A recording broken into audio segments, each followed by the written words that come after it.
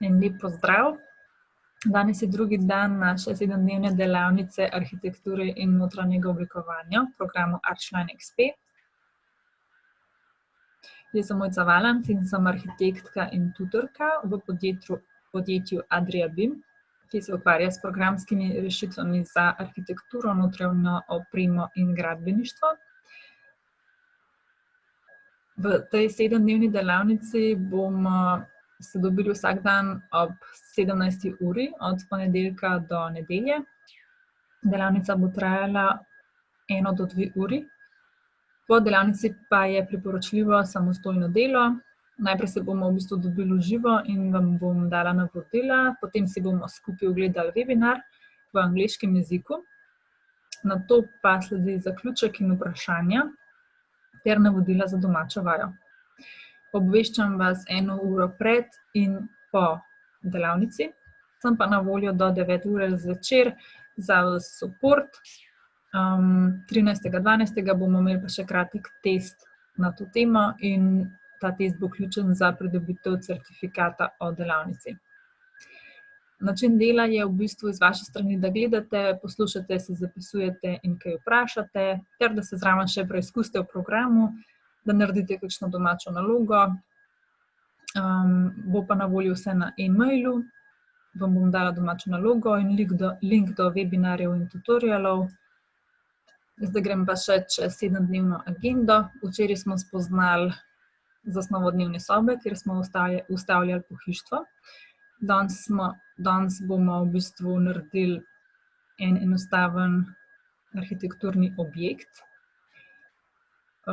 Jutri bomo šli v kopalnico, kjer bomo polagali ploščice. 4. dan sledi zasnova kuhinje.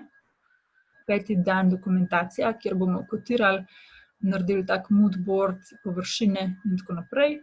6. dan bomo v trgovino vstavili svetlobo in luči. Zadnji dan pa bo posvečen samo vizualizacijam, kako narediti en tak kvaliteten render. Če imate tehnične težave z inštalacijo ali pa karkoli v zvezi s programom, stopite z nami v stik, da vam pomagamo na moj mail mojca@idesti.com ali pa academy@adriabim.com. Na te maile ste v bistvu dobili že vsa navodila pa tako. Če sami ne boste uspeli tega rešiti, se lahko povežemo preko TeamViewerja, da potem naše osebe rešuje težave z vašimi računalniki. In pa, če še to ne bo šlo skozi, si lahko pri nas izposodite prenosnik za cel mesec december, ki pa ga prevzamete pri poslovni stavbi v Ljubljani. Ta stavba se imenuje Atropola. Od vas rabimo samo en oseben dokument, da si garantiramo, da ga prinesete nazaj. Zelo je zaželeno, da nam kaj poveste, kako vam gre, vaš feedback, želje, da vam tudi posredujemo kaj uporabnega, kakšne uporabne spletne tutoriale in glede na vaše želje potem lahko tudi organiziramo nova izobraževanja. In če bo možnost, bomo še povabili Zoltana, da v bistvu pove učinkovite rešitve iz prve roke. Danes bomo se prav govorili o 2D načrtovanju hiše. Zraven se bo seveda izrisal še 3D model, se pravi bomo naredili pritličje in nadstropje, dvovišinski objekt, potem bomo noter vstavljali še pohištvo. Pogledali si bomo, kako iz 3D warehousea vstavljamo pohištvo in kako narediti en tak 3D prerez. Današnji cilj in domača naloga je pa, da ustvarite nov projekt, narišete stene, plošče, vstavljate okna in vrata, lahko potem še spreminjate lastnosti teh elementov in da kopirate nadstropja, se pravi, da ustvarjate en tak enostaven objekt. Bom pa na koncu še pokazala, kako se naredi domača naloga in pa odgovorila na vsa vaša vprašanja in zaplete, ki ste jih imeli pri ustvarjanju domače naloge. Zdaj gremo pa na webinar.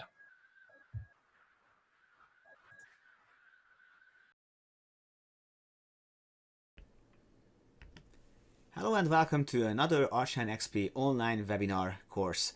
My name is Untitled. I'm your average CAD and modeling enthusiast. I'm representing archline.xp, and today I'm going to show you the very basics of how to use our interior design and architectural software. Now, yesterday, we looked at a very clean and modern and beautiful living room model, which was an sort of introduction to how to do interior design with archline.xp. Today we are going to circle back a little bit and we are going to look at the very basics. So how to draw lines, walls, openings, doors and windows, how to use furniture pieces, and how to position dimensioning. If you have no knowledge of archline or no knowledge of CAD whatsoever, this is the way to start. So this is how do we get started. And from here we are going to gradually work our way back to doing something like this. But today would be mostly about creating a very simple yet effective example through which I'm going to show you what CAD actually is. The software I'm going to use is archline.xp, BIM design software for architecture and interior design purposes. So if you don't know any CAD, like I mentioned before, don't despair, I'm going to explain you everything you need to know. So the drawing we are going to put together is this. This is going to be a very simple representation of a building. A couple of walls with varying thicknesses, some dimensioning, some objects here and there. Nothing fancy, but this would be showing you all the basics you need to know. If you have missed any of our shows before, I suggest you take a look at our webinar archives, which are on our website www.archline.xp.com/webinars. And there you can find all the upcoming shows. This is what we have right now, and all the other shows which are coming. The earlier shows we had, for example, last week I had a very nice presentation about architectural use of our software, and also you can download the files and the webinar course guide, what I would be using during the show. So if you want to follow along, this is where you can find this content, or you can find it in the video description. Now, let's jump back into it. So this is where we want to go, and let's just open up a new project so that way we can start from scratch. By the way, if you have any questions about what I'm showing you right now, you can ask them in the chat bar, and at the end we are going to cover the answers to these questions. Now, I see that many of you are checking in, saying hi to me, hi to you as well. There where you said hi, you can ask your questions. Okay, so what do we do here? Let's just circle back and investigate archline with a fresh eye. First of all, we have a huge space over here in which I can do my drawing. I have a content library on the left where I can see all the objects and materials and whatnot, and up here I have the toolbars.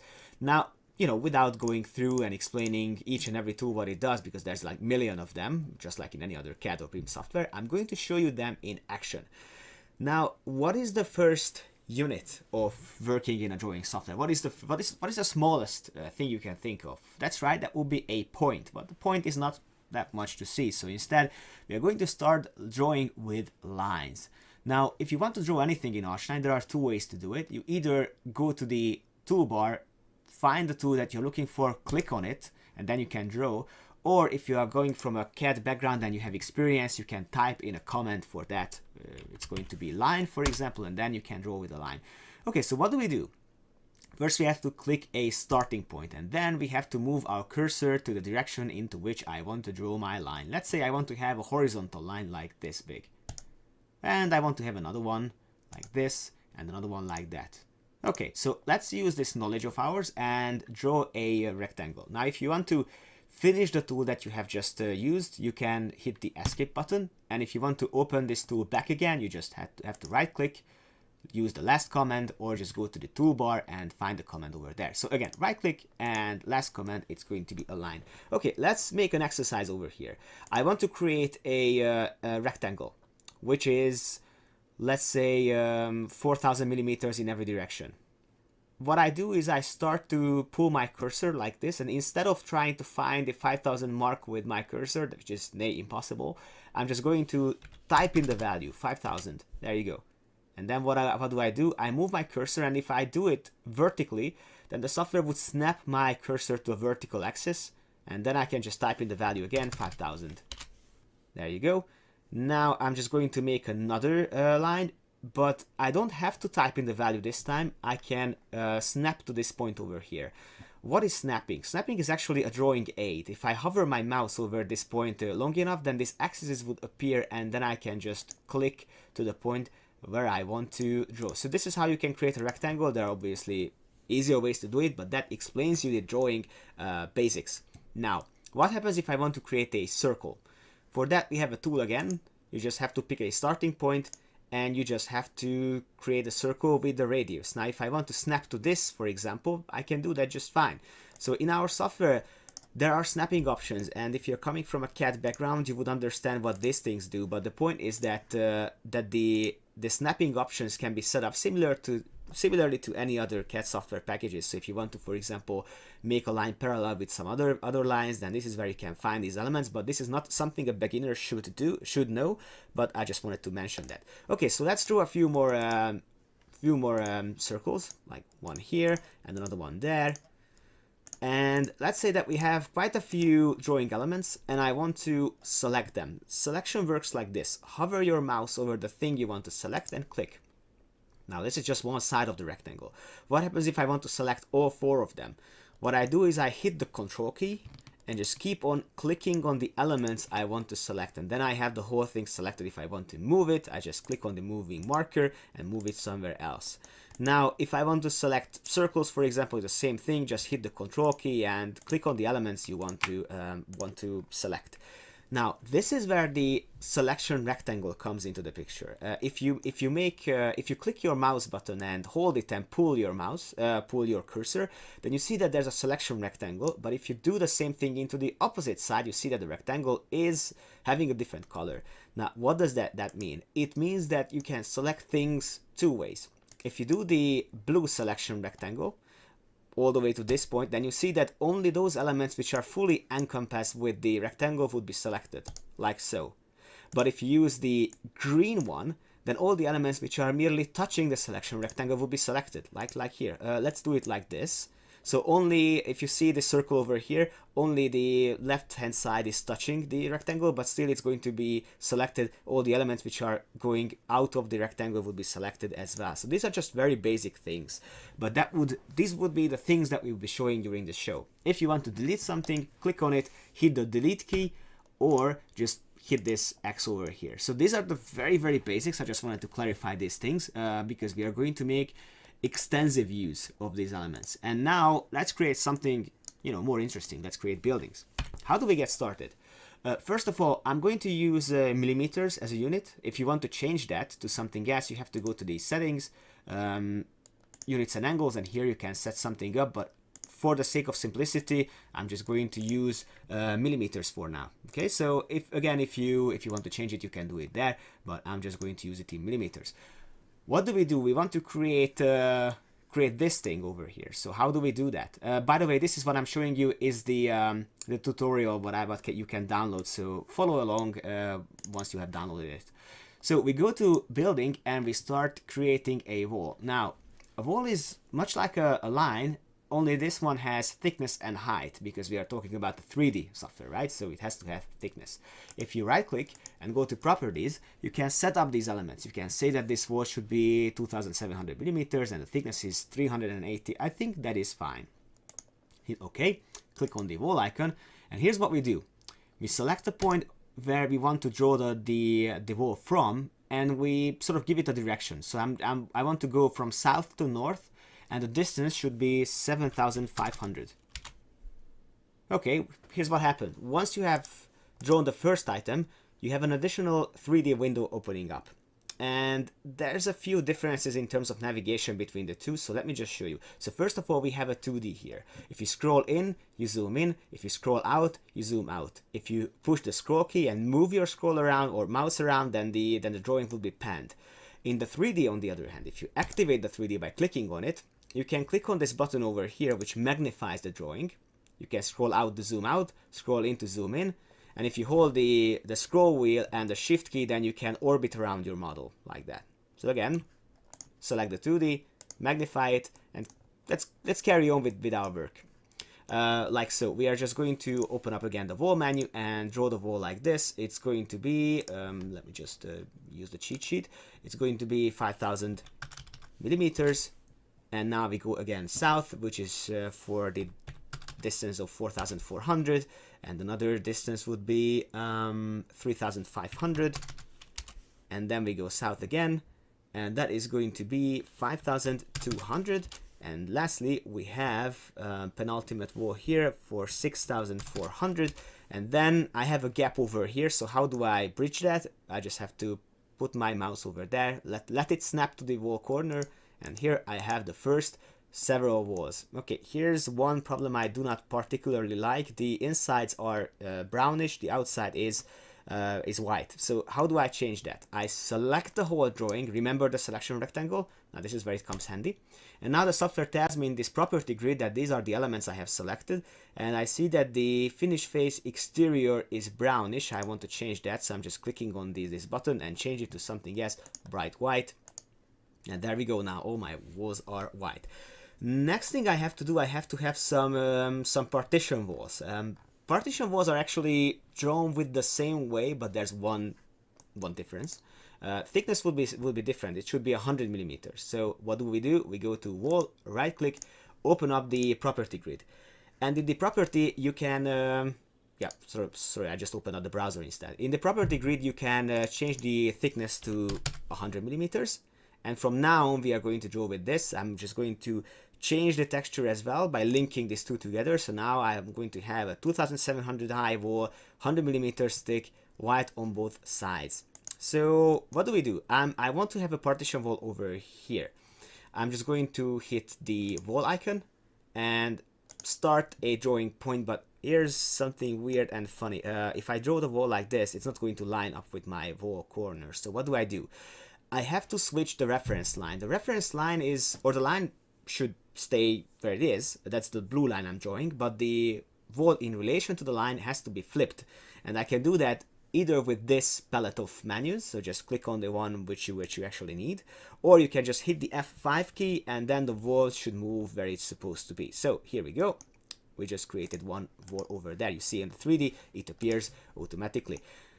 The next task is a bit trickier though. I want to have a partition wall which is going to be on in here, but it's not snapped to any of these corners. It's actually, the distance is 2400 from this corner. So how do I do that? There's a tool for that. Select the wall that you want to work with, and down here you see a reference point tool. What this does is that you click on one of the points from where you want to measure. So you want to say this is 2400 from that point on the right. Hit enter and then you can draw.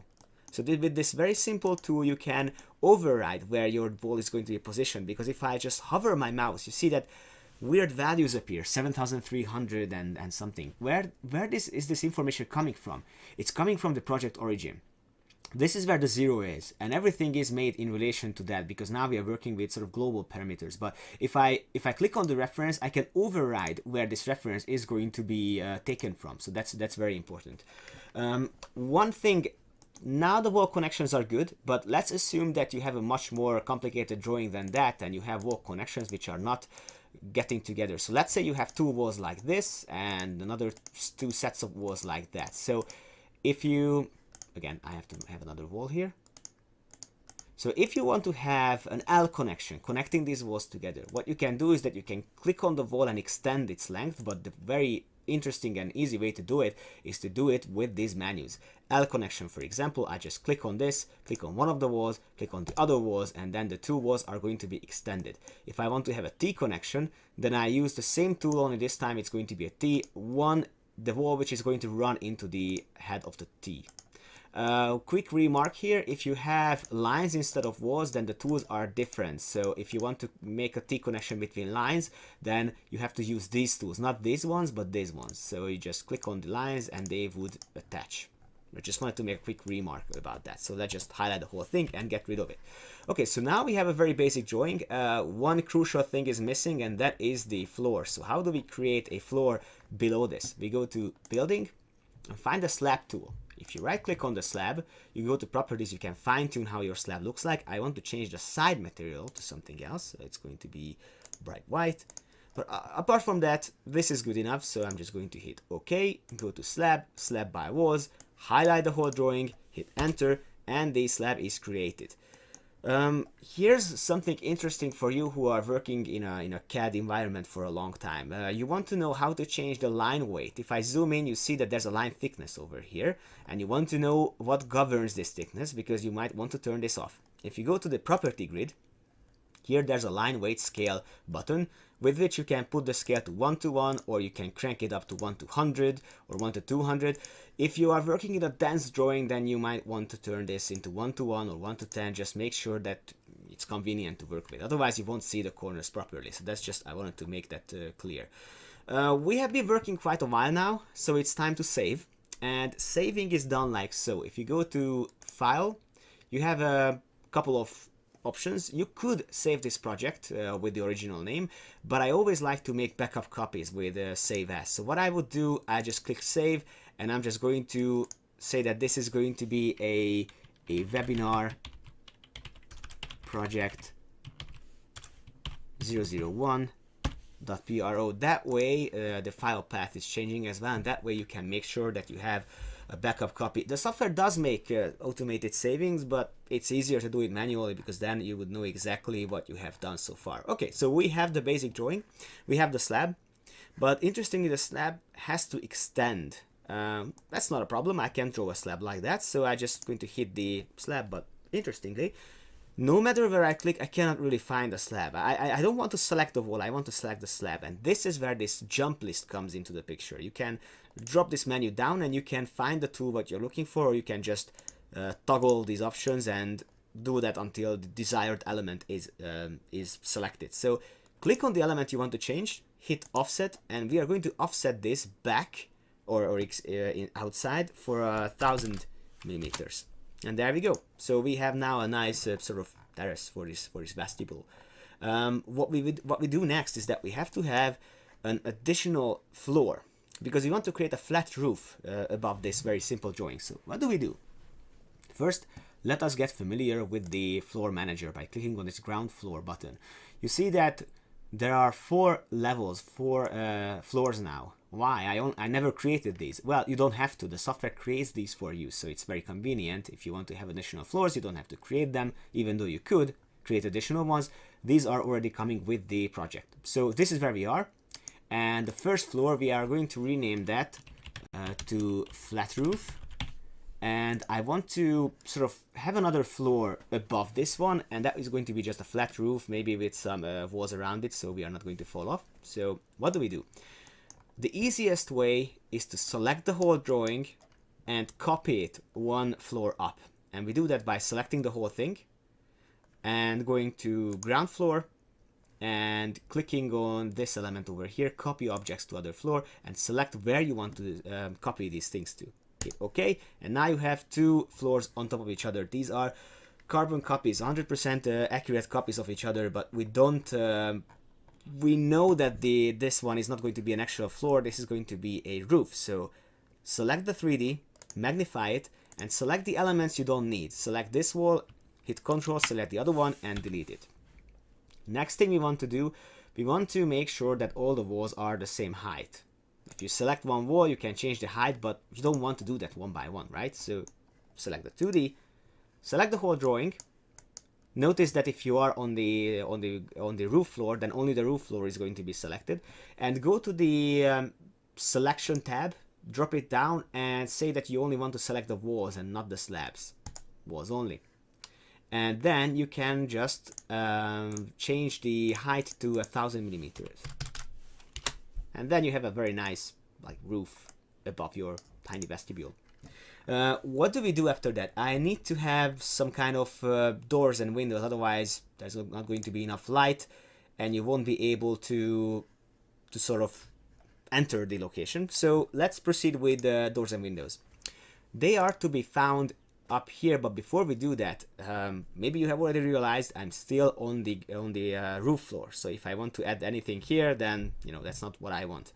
Hitting the page up and page down keys would navigate between the floors, or you can just use this jump list over here. So I want to make sure I'm on the ground floor, and now comes the door. So the door library can be reached here. Let's just customize it. And I'm going to start with a very simple flush door. The width should be 900 millimeters, 2100 would be the height, that's fine. Distance from wall line, I have to decrease that. And after that, what I have to do, I have to position it somehow. So I'm just going to click OK. And this is where I want to position it.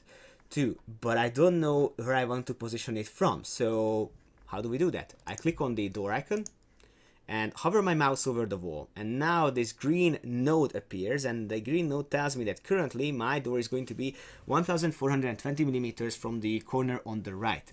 This is a good position, but I want to change it to something else. I want to change it to 950, and if I do that, the software moves my door over there, but my job isn't done because I have to decide on the opening direction, which is going to be like that. Later on you can fine-tune that, don't worry about that. So one door is placed now with the actual properties where it's supposed to be. Now let's move another one here, and that is going to be 2400 from that reference point. But see that is a problem because my reference point is at the bottom, not on the top. So what do? Again, I hit the F5 key, or I just change the reference point from here. So F5 key would move the point to the internal node, or push it again and it goes to the topmost point, and it's going to be 2400. And there we go. Again, decide on the opening direction. This is fine. So now I have two doors over here, and I just realized that I did make a mistake. This should be going into the opposite direction. So what do?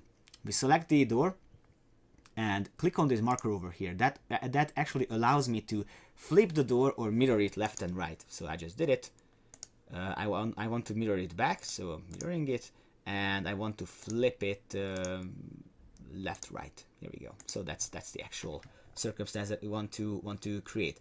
Okay, how about we create one door over here, and that is going to be a double door. So I'm just going to go to door, and I have a jump list of double doors over here. So I'm just going to hit on the one that I actually need, and I want to add the door over here with its internal reference point. I hit the F5 key to jump to the middle, and now I can snap it to the middle of the wall and add it like that. So this is how you can do it.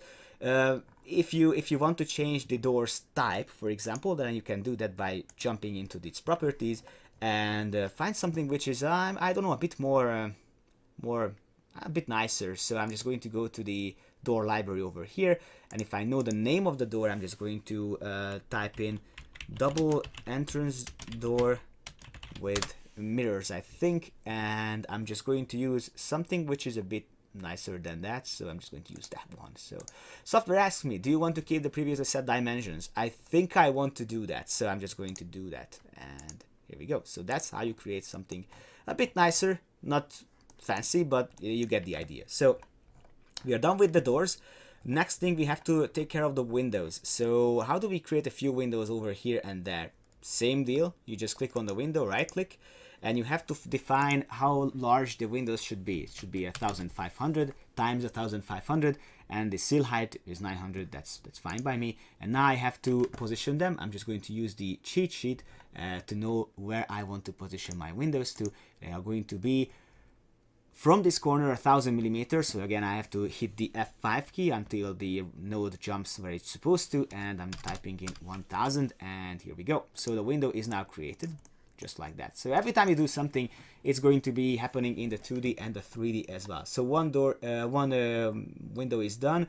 Let's have another one. I think this time it should be 1000 from this corner. So again, click on it, hit the F5 key until it moves, and 1000 millimeters from the corner, and there you go. So we have a nice vestibule with a door, two windows, and a couple of internal walls and doors. Next thing what we have to take care of is actually the perspectives. I did talk about this before, but a quick refresher is in order. So what we are working on now is something which we call an axonometric view, which means that no matter how far you are looking at things from, the distances would not get shorter like it would get normally when you look at something.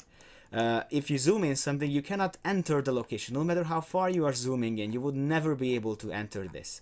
For that, we have a different representation mode, and that is called the perspectives, which can be reached with this eye. Now, when and why you would use perspectives? This is mainly useful when you are working internally in a room or a house.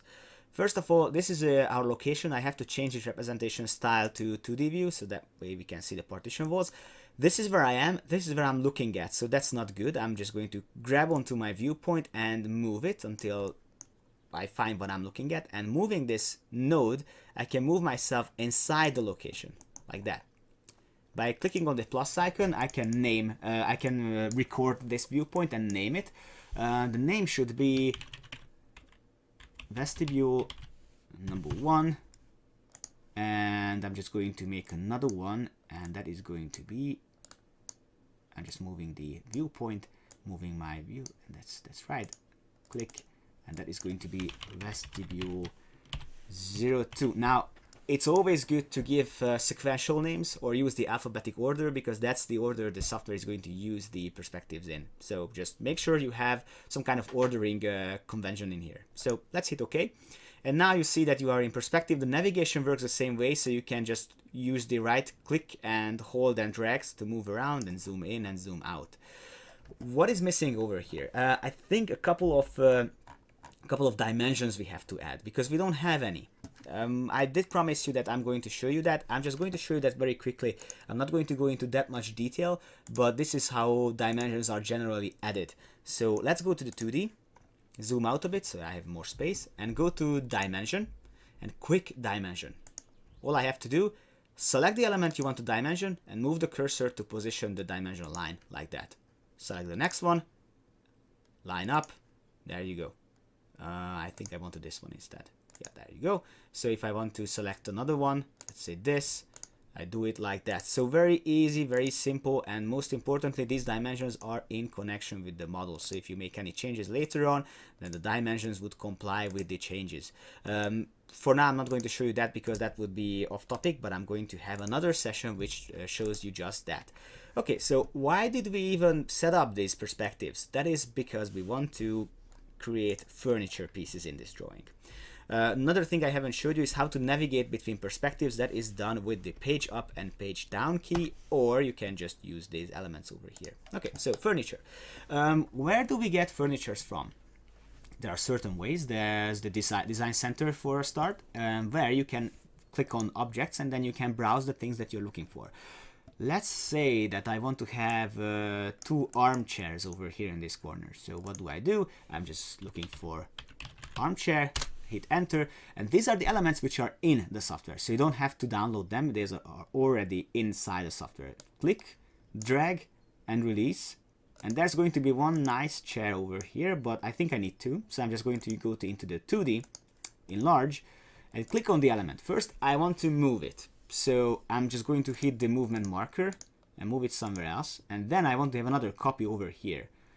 Of course, you could go back to Design Center, dragging and dropping it, but that would not teach you how to copy things. So I'm just going to select the element again, click on the selection marker and say move a copy from, and click a starting node and move your copy over here. And then you can have access to the rotation node like this. So now the element is rotated. I think I need a coffee table over here, so I'm just going to say that. Coffee table. I think this one is good. So I'm just going to drag it and drop it. And now I have a very simple setup over here. So this is like a waiting room, a vestibule for maybe a doctor's office or something. So here you can find some time to read some magazines. This is one way to do it. But of course, there are other ways to get things into the system, and these are the external libraries. Now, from the external libraries, there's quite a few. So there's the BIM object library, the largest element of BIM and architectural elements, Synchronia, our own showroom, which I demonstrated yesterday, or the Cadenas library. But the one I enjoy using the most is the 3D warehouse, which is made and maintained by the US company called Trimble. Now, the 3D warehouse is notorious for having a large amount of user-generated items. This is good, and this is a bit, well, I'm not saying bad, but you have to be very careful about these elements. Let me show you what I mean. Let's say I want to have an armchair in this model. I'm just going to type in armchair, hit enter. Now, there's all kinds of different armchairs, varying in sizes or actually sort of quality. So this one would not do, this one is very nice, but maybe this one is too complicated. So for this reason, there are 2 sort of pre-filters on the left. What does these things do? First of all, in any kind of CAD software, you're always paying for your work in time. And what this means that if you want to render something, then if something is very complicated, something like an object has too many surfaces, then it would take more time to render and use that object. Time means money spent on something else. So what you have to do, you have to be careful about what kind of elements, what kind of objects you are going to be using. So you could potentially download a very heavy element, which is like tons of surfaces, but you probably don't want that because it might be too large for your model and you don't need that kind of complexity. That would take too much time to process. So you have these pre-filters with which you can filter down the physical size of the model, or I mean the number of megabytes it's going to take, or the number of polygons it's going to amass. So the general rule of thumb is to keep this under 50,000 surfaces, because if it's over, then you are going to have way too many surfaces, which would be impossibly, long and difficult to render. If you have something in your model which is like a focal point of your design, you could go above this, of course, but if you're just looking for chairs and nominal things, then this is the way to go. So let's keep it simple. I like this armchair. I'm just going to click on it. I see that the polygons, it's not that much, so 2000, that's fine. That's nowhere near the 50,000 mark. And it's half a megabyte, so I think this is good enough. So I'm just going to hit download and say that I want to have this one in my design. And I'm just going to do it like this. So I'm just going to make another corner over here, and I want to have another armchair one there, another one there. I'm going to the 2D and rotate this armchair like this. And I'm just going to move it there. Maybe I want to move this one as well out of the doorway, so that way people can move. And yeah, maybe I want to have a coffee table here, maybe I don't, it doesn't really matter. What matters though is that once you have created the outlay that you were looking for, you can create sort of variations of your model. Now, what do I mean by that? Let's say that you want to have one version of your model where you have these two chairs, but you want to have another version of the model where you have these two chairs. So how do we make variations of the model? Well, that is actually where the layers come into the picture. Now, what are layers? Layers are, it's a bit hard to explain, because back in the day when I was a kid, I was in school, and we had this kind of presentations before projectors came along. We had these analog old projectors where the teachers had this see-through foil and they wrote things on it and they could project their writing onto the wall. If the teacher superimposed a couple of foils or layers on top of each other, then all the contents of the layers were visible to us. Let's say a diagram of a flower during biology class, or maybe some kind of chemical reaction illustration or form. We could see all the things, and if the teacher removed a few layers, then those things would be gone from the screen, and then she put back a couple of layers extra, and then we saw all the things. So I'm just saying that because this is how layers work in a CAD software. So let's get familiar with them. If you click on the layer manager over here, then this thing comes up. So this is scary. So when I first saw this, I was like, there's no way I could understand what these things are. So what are these things even? I don't even have decoration and bathroom elements. Why do I have all these layers? Well, let's just first click on the Use Layers tab, and then the site would be a bit less frightening, because I have 4 layers altogether. One called Dimensions, then Interior, Slab, Wall, and these are actually the elements that I have in my model. So I have load-bearing walls, sure. I have a slab, I have furnishing, and I have the dimension lines. That's fine. Let's just close this for a second, and let's introduce another element to this drawing, which is going to be a column. Let's say over here. Once I have positioned this column and I open up my layer manager again, I go to use layers, I see that I have another, or I should be having another column. I think it's not on the right. Yeah, it's put to another layer, so it's now on layer number 1. So if I go to my layer manager, I see that now a layer number 1 just appeared, which holds another extra element. So every time you introduce something new to your project, they are going to be put automatically onto layers. Now, why are layers important? That's because you can enable and disable their visibility. For example, you can disable the visibility of all the furnishing pieces, like that, and then everything will be gone from your model, right? Well, not entirely gone, more like invisible. So if I go to the 2D and use this 3D hammer to refresh my 3D, you see that the objects are gone. But they're not entirely gone, they are still there, they are just put onto a layer of which visibility I have currently disabled. So I'm just going to enable it again. I think they are available, yeah, turn off on again. I think it's, yeah, Now I just have to rebuild it. So this is how you can put things onto separate layers, and if I go back to the 2D, I can now see where my elements actually are, because I'm pretty sure that I just made them disappear. Yeah, here we go. I'm just going to make them come back. If you rebuild the 3D, then the objects appear. Now, how do we use this to our advantage? Now, what I can do, I can make a layer group onto which these elements are used. Let me just rebuild the 3D again, because this is actually very funny that the elements are not appearing. Let me just do something. I'm just highlighting all the content which are not to be found in the 3D, like this. Yeah, like that.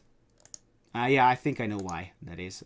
See, this is something I also wanted to show you, but I wanted to do it at a later stage. So every layer has two settings. One is the visibility and the other one is the editability. This padlock shows you what are the things that you can edit. So if you have the elements like this, then they are going to be shown, but you can't access them anyhow. So you just have to go back to the layer manager and turn on the visibility of these layers, and then you will be scot-free. Now, see, the elements are back. So I want to have one variation of the room when I have these things, and want to have another variation when I have these two chairs. So what do? I go to my layer manager, go to all layers. Again, don't get scared about these whole things. Now they are making sense, right? So these are just all the other layer possibilities you have. Again, disable and enable the visibility, and turn on and off the editability. So what we are looking to do is now we are looking to create two additional layers, which I can do with this button over here. And if I do that, I have a layer number 1. I want to name it vestibule version 1. Hit OK. I want to have another layer, and that is called vestibule version 2. Okay, this is done. If I go to V, then I have them. Okay, hit OK. And now I'm just going to select my elements with the control click. Again, this is very useful. And I go to the, let me just enlarge this. I go to the layer manager over here. I see that these elements are belonging to an interior living room layer, but all the other elements do. So I have to click on the layer manager and find my vestibule layer. And I'm going to put this as version number 1. And I'm going to select these two elements, 1 and 2, and these are going to be vestibule number 2. Okay. And what happens now? Let me just put this back to small. I don't need it too large, so I'm just going to make it like that. If I use the layer walk, for example, then I can turn on and off the visibility of the versions I want to work with. So let's say I want to visualize version number 1. Let's hit OK. Hit the 3D hammer, and what happens is that version number 2 is gone.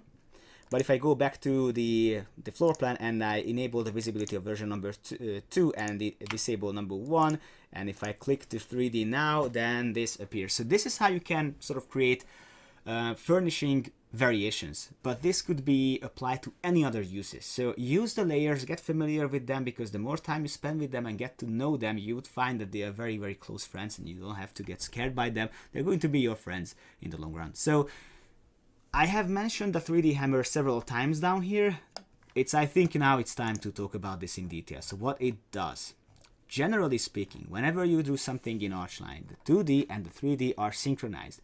So things happen simultaneously. So if I move into the 2D and move this chair over here, for example, then you see that in the 2D and the 3D things happen simultaneously.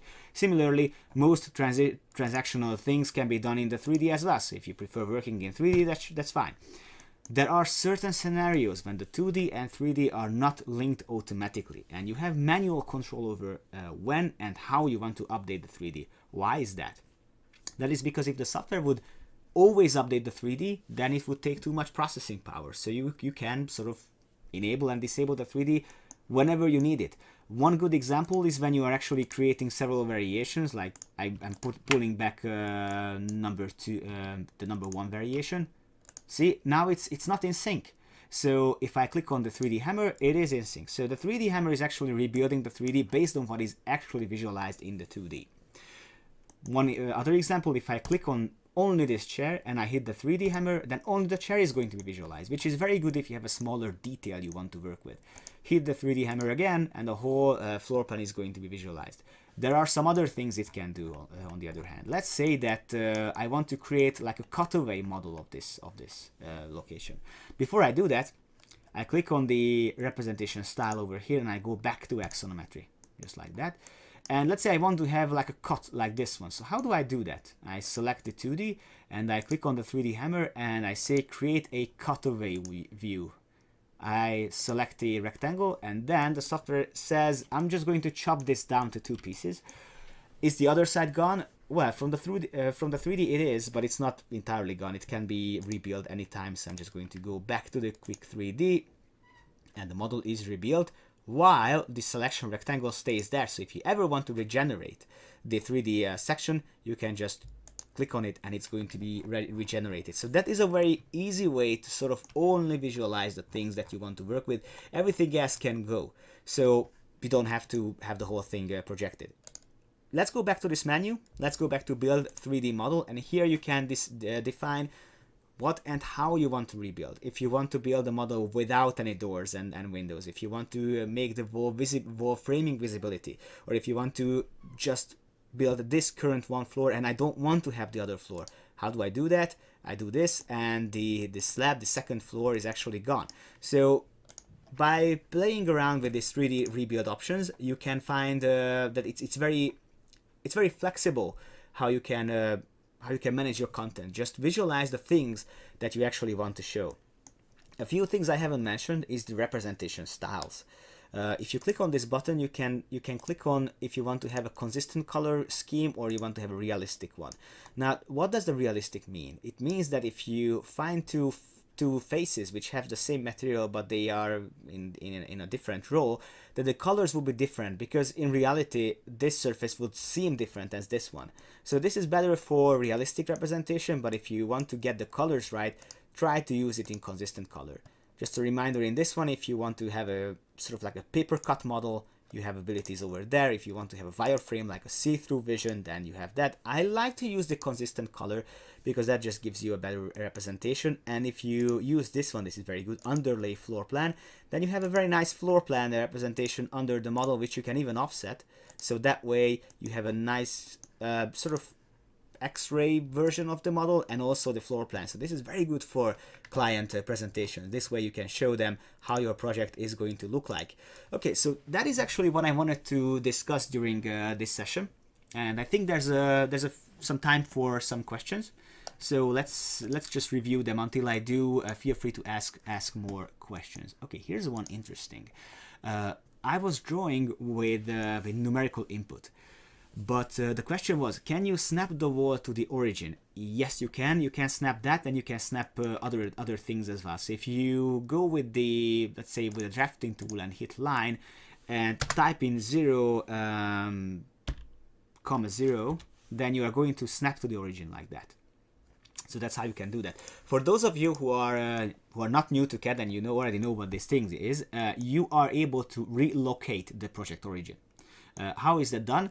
You go to edit and move, and this is advanced stuff. So for those of you beginners, you don't have to do this, but you would need to know at a later stage how that is done. So if you say relocate project origin, you can just click on the point. Let's say I want to have the project origin over there, then the origin is reset. So if I now open up the drafting tool and I say 0, 0, then it's going to be, I'm sorry, I managed to type something else, 0, 0, then it's going to be drawn from that point on.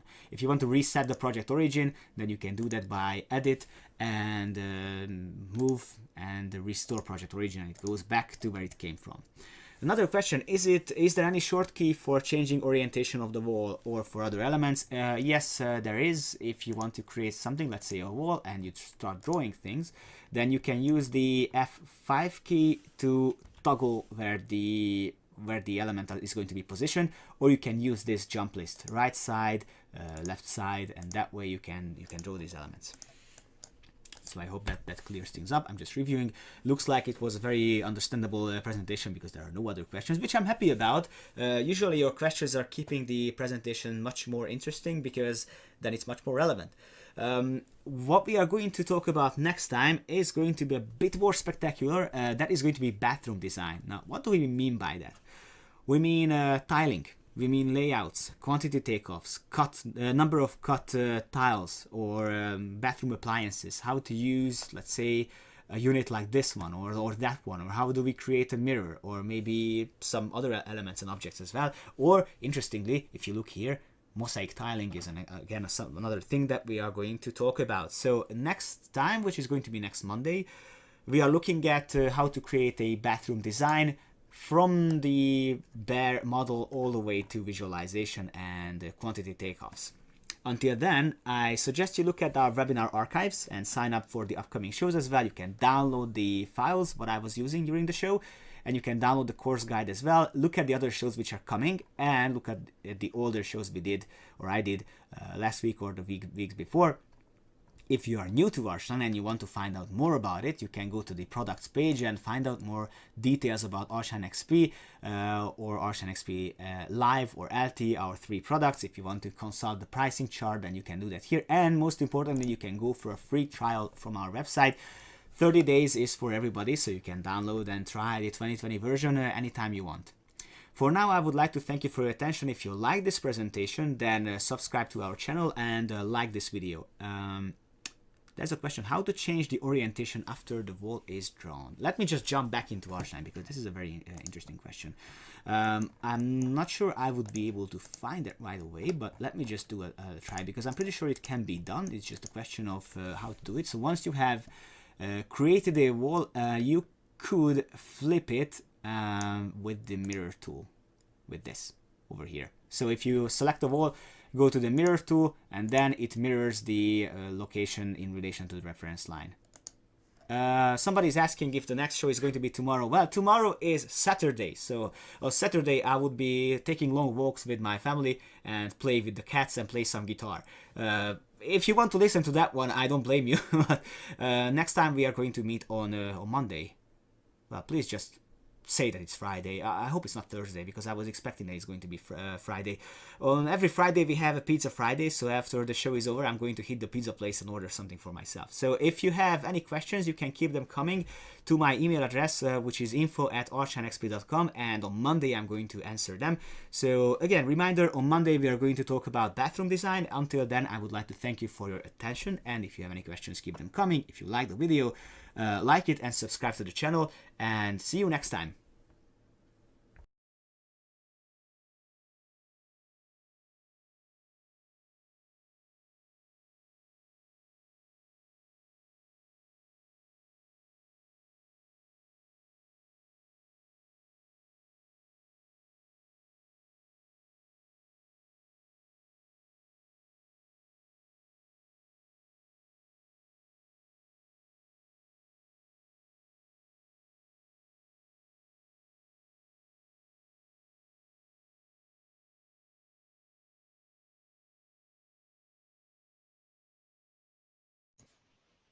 Okay.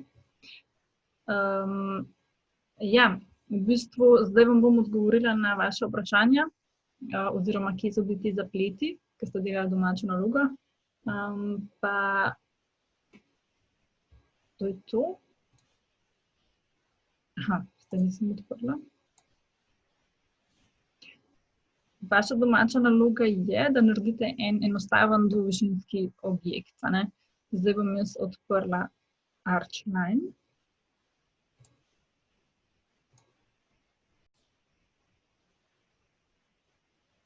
Takole. To je v bistvu delovno okolje Archline, ker takoj, ko odpreš, vi boste zdaj kliknili New Project.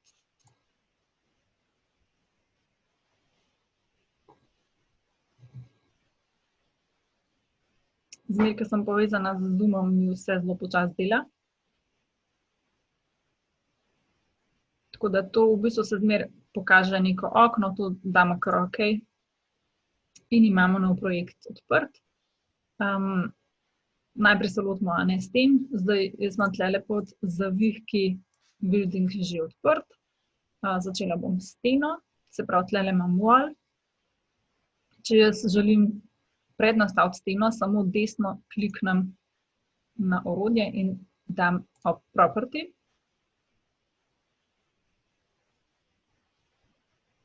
In v bistvu tukaj lahko prednastavim moje dimenzije stene, a ne. Recimo bom dala zdaj tle 300 mm debelino. Če želim sloje sten spreminjati, je to tukaj noter, a ne. Tukaj noter potem sam dodajam in spreminjam. Ampak zaenkrat se ne bomo še s tem ukvarjali. To bo v bistvu bolj na delavnici, ker bo tema samo arhitektura, zdaj smo bolj v notranjem dizajnu. Tako da rečem kar OK. In pa zdaj želim narisati stene, moj objekt in bom kar tako nekaj enostavnega.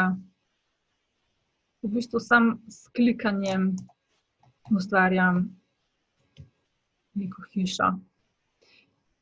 Zdaj vidim, da se mi takole premika moja miška, a ne. Če želim ravno črto potegniti, lahko sledim tej liniji, lahko pa držim Shift in je tako 100% ravna linija, če niste sigurni. Recimo, da bom jaz naredila zdaj takole, v L.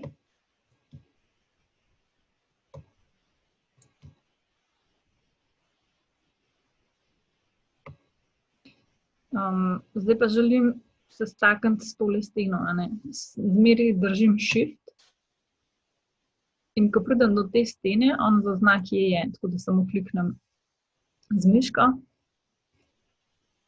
In če jaz zdaj to steno samo podaljšam, se mi one destakneta. Oziroma s temle orodjem lahko še naredim. Takole pol izgleda tudi v 3D-ju, a ne. Jaz, če samo klikam po risbah, mi pokaže, katera risba je aktivna. Takole se oddaljim, pogledam. In recimo, da bi jaz zdaj rada cel ta del objekta spremenila. Bom v bistvu takole. Na tale orodje. In premaknem, se pravi klik, klik. In se mi bosta v bistvu še te dve stene prilagodile po tej. Ok, zdaj lahko delate tudi notranje stene, jaz bom zdaj sam zunanje naredila in pa grem na slab, a ne, to je plošča. Pri plošči imam tudi na voljo, da jaz poklikam, kako bo šla moja plošča, lahko pa samo označam moje stene in kliknem Enter in se mi plošča izriše. Zdaj bom dodala še okna pa vrata. Spet pri vratih lahko prednastavim z desnim klikom na orodje in se mi odpre okno. A ne, tukaj lahko zelo dodelano orodje, no, tako da ne bom se zdaj v to spuščala, ampak zaenkrat pogledam dimenzije, pa da je tukaj nič, da ni odmaknjen od zidu. Se pravi, kliknem na vrata. In zdaj vidim, da sem ostala v 3D-ju, a ne. Tudi v 3D-ju lahko dodajam, ampak rajši dajmo v 2D. Če se kdaj izgubite v katerem orodju, pa ne znate iti ven, samo 2-krat ali pa 3-krat kliknite Escape, pa bo šlo ven. Tako da dor. Dodam vrata, izberem smer.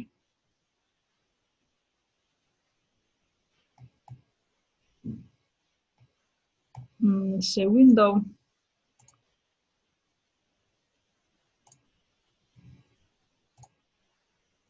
Tako malo klikam.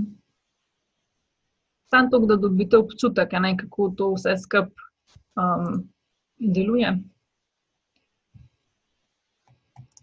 In če jaz v bistvu pol v 2D-ju kliknem na to orodje, ga lahko primam in premikam, na svinčniku lahko spreminjam lastnosti tega okna. Lahko pa enako delam tudi v 3D, sam izbrati moram to orodje. Tako. Zdaj smo rekli, da dajmo še kopirati tole nadstropje v prvo nadstropje, V bistvu bom takole označila, vse skupaj iz desne strani. In na levi strani imam na voljo Copy Objects. Pa izberem First Floor. Lahko bi tudi oboje izbrala, pa mi v oba nadstropja kopira. Zdaj bom recimo samo First Floor in sem naredila zdaj dvonadstropni objekt. Vrata bom izbrisala, tako pa jo prilagajam. Kako pa zdaj narediti streho? Zdaj bomo naredili samo ravno streho. V bistvu bom šla zdaj v drugo nadstropje, kjer pa nimam nič, nič se mi ne vidi. In zdaj tukaj spodaj lahko prikažem spodnje načrte, ki so pod tem načrtom. Se pravi, dala sem samo visibility on.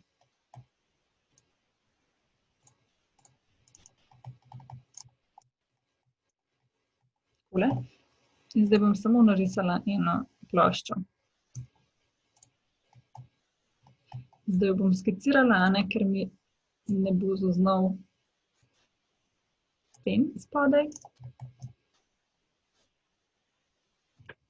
In ko zaključam, kliknem samo Enter. Tako. Jaz sem rekla, da je nekaj zamrzano. Ja? Ja, slika je zamrzana. Ja, se zato, ker vam kažem, ja. Kje pa je ostal? Pri gombu vrata. A je vsem to zamrznilo? Ja.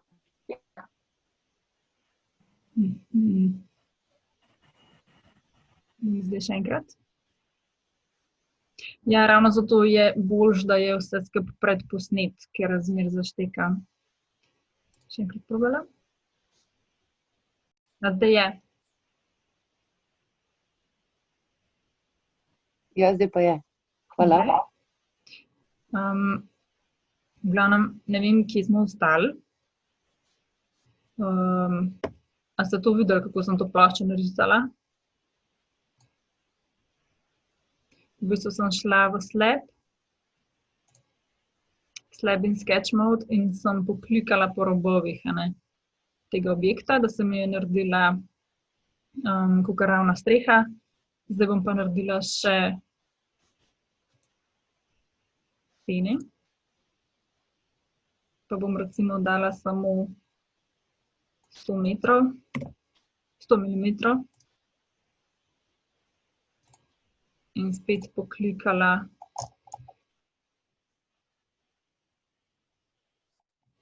zdaj sem dala belino.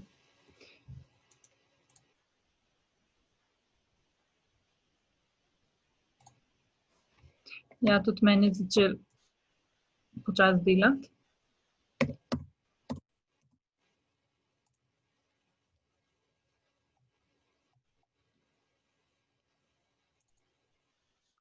Se pravi, mojim stenam sem spremenila višino, tako da nekako naredim zaključek ravne strehe. Zdaj, vam ni treba, da se s to streho ubadate. Lahko naredite sam, da kopirate nadstropje, pa je že to veliko, pa da gor narišete ploščo. Tako da malo poskusite, kako narisati stene, okna, vrata, pa kako malo spreminjati lastnosti teh elementov. Okej. Zdaj bom pa še to, kar ste imeli pri domači nalogi. V bistvu pri renderiranju. Ena stvar je, da ko ste se vi prijavili, ste dobili navodila za inštalacijo programa in zraven ste dobili kodo za 2-mesečno licenco. In če ste vnesli to 2-mesečno licenco, pomeni, da dobite polno verzijo programa in lahko renderirate. Če pa ste prenesli samo program iz spletne strani, je pa 30-dnevna brezplačna licenca in ne morete renderirati. Se pravi, če kdo sploh ne more renderirati, to pomeni, da ima tisto osnovno brezplačno licenco. Je pa mogel dobiti na mail aktivacijsko kodo, vsak ima svojo.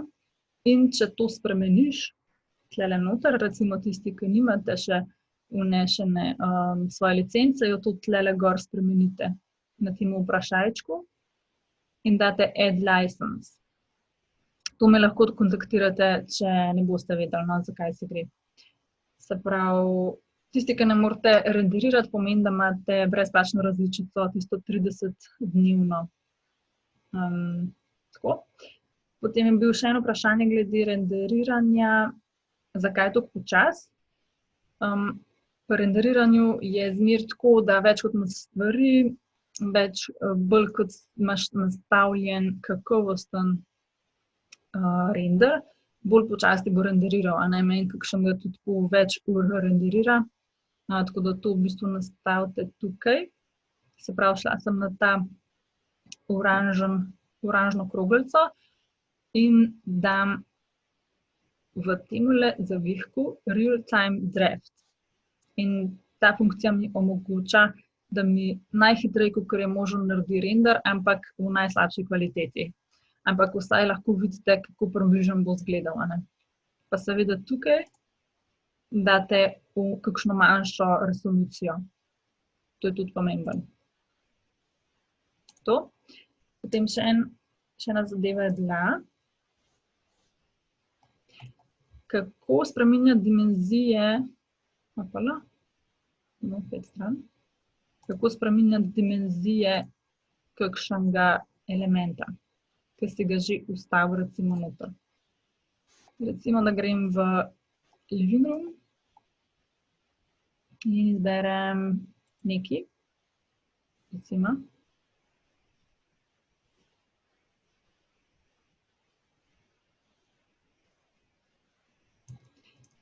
In vstavim ta kavč noter.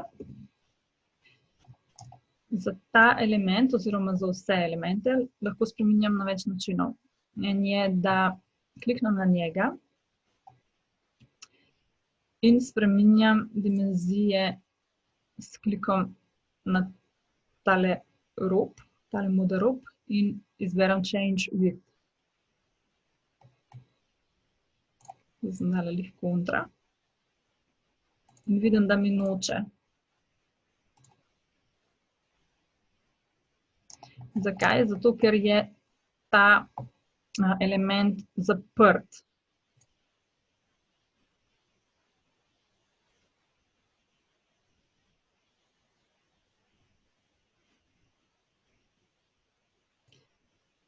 Čakajte.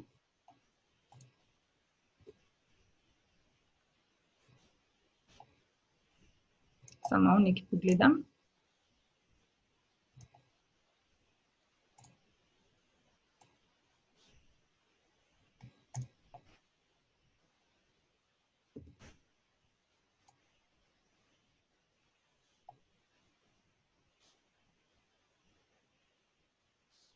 Te elementi bi se mi mogli tlele odpreti, ampak se mi ne.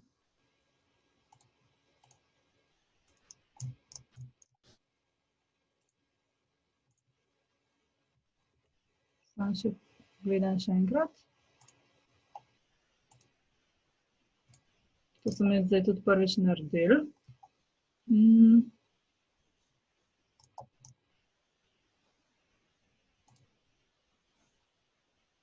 A ne, vsak element ima predpisane svoje dimenzije. Višina, globina, pa dolžina. In jaz lahko že tukaj prednastavim, kakšne bo imel on svoje dimenzije, a ne. Ampak bi mogel, če ga jaz vstavim noter, bi ga jaz lahko spreminjala. Se pravi, že sam, če vnesem tle drugo dimenzijo, bi se mogel on spremeniti, a ne.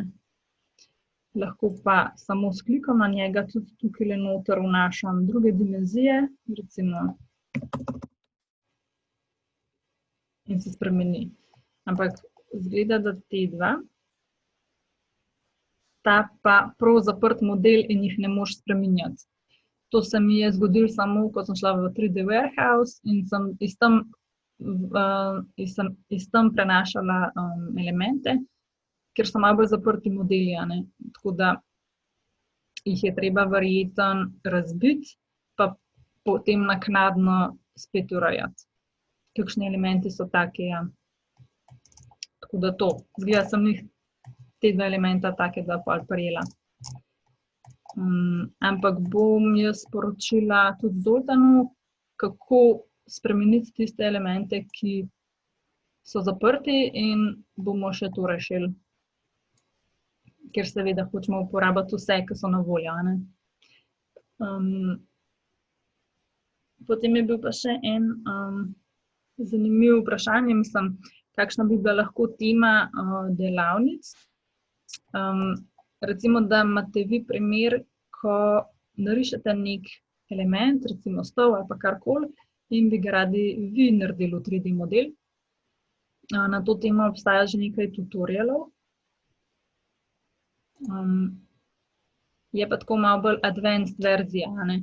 Mogoče je treba najprej usvojiti osnove, preden se tega lotite. Bom pa pokazala zdaj en primer.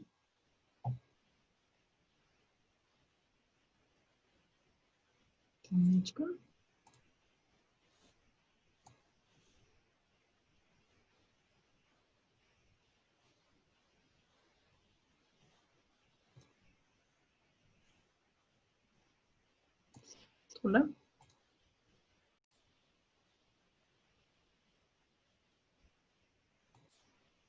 V bistvu to je slika neke ograje in v tem webinarju je predstavljen, kako narediti 3D model te ograje. In kako se to naredi? V bistvu, da najprej narišeš 2D kot prerez tega modela in potem iz tega izhajaš, ko delaš 3D, a ne. Najprej rabiš 2D narisati, potem pa nekako delaš kubuse ven iz tega, lahko okrogle, take zaobljene, lahko pa kvadratne. In tlele recimo je primer, kako narediš tak ovalen element.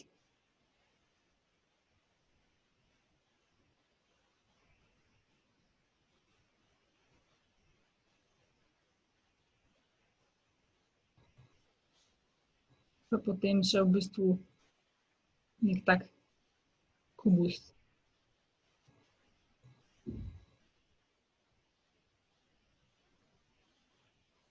S tem se pol še malo igraš, a ne, da to vse narediš. Na koncu pa v bistvu ta element, ki ga imaš ustvarjen, to sem jaz naredila zdaj izsek tega videa, a ne.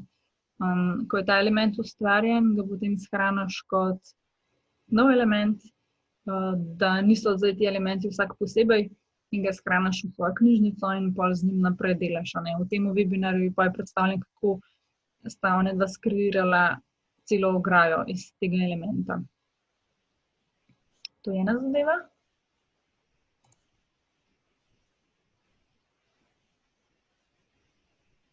Druga zadeva pa je,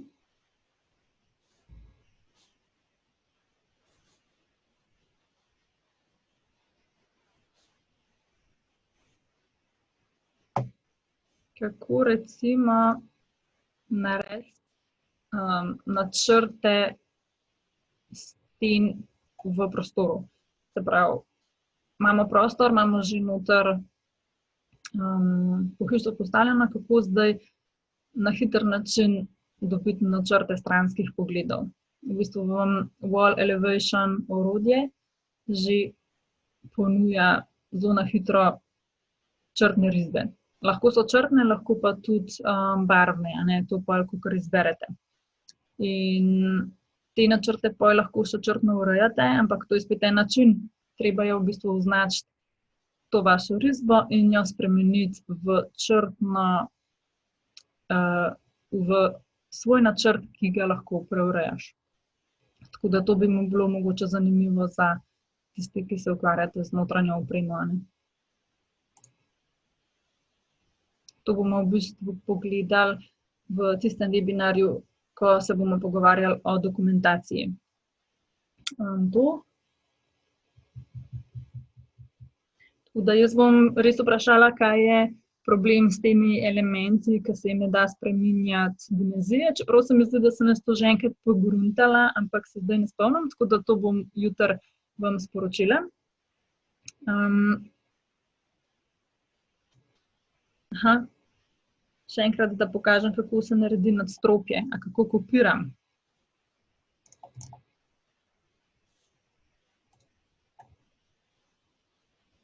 Ok, čakaj.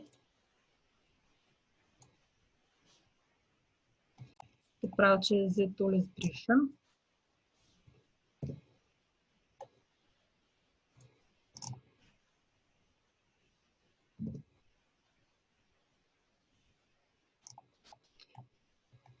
Se pravi, zdaj sem v pritličju, a ne, tle na desni strani piše ground floor in tu imam zdaj jaz aktivno. Izberem takole. Iz desne strani pač izberem vse elemente. Potem imam pa na levi strani možnost copy objects. Lahko bi jih sam premaknila, pa mi pol v temu načrtu ostane prazno, ampak zdaj jih bom kopirala, se pravi copy objects, pa izberem ground floor. In potem izberem, v katero nadstropje želim, da se mi to kopira, ne. Tako da zdaj bom izbrala first floor. In tako se kopira. Potem pa naknadno še tle preurejam. Lahko potem še izberem ploščo takole, recimo v 3D-ju. In jo samo kopiram v drugo nadstropje. In je pač že ustvarjen. Tako da to je zelo enostaven način, kako na hitro narediš eno tako idejno zasnovo arhitekturne hiše. Tako.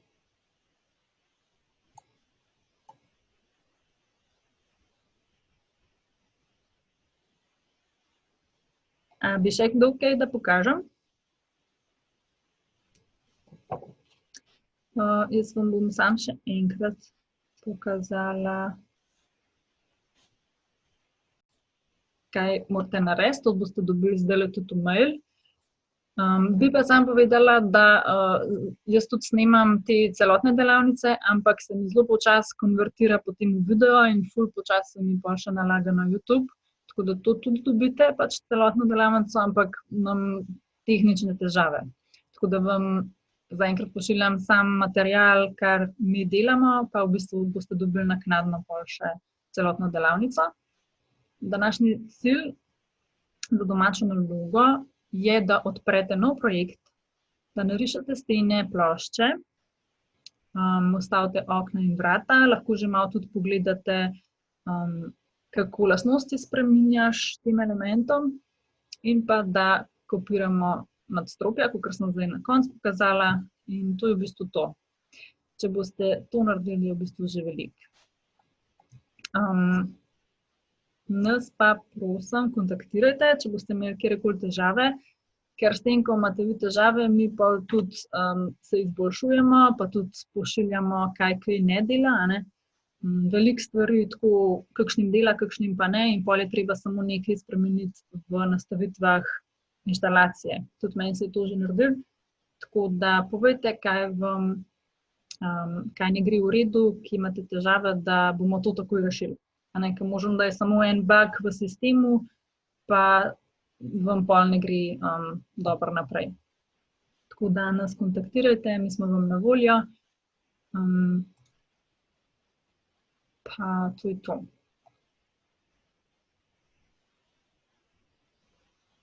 Link do webinarja o modeliranju. Ja, bom to dala tudi na mail.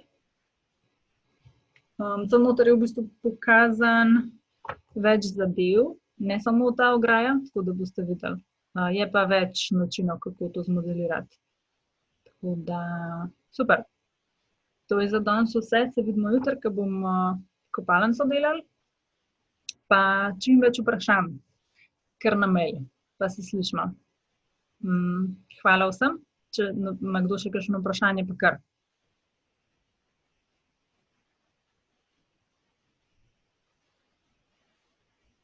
Ok, pa se pa vidimo jutri ob 5. Hvala, Adijo. Hvala. Hvala, čau.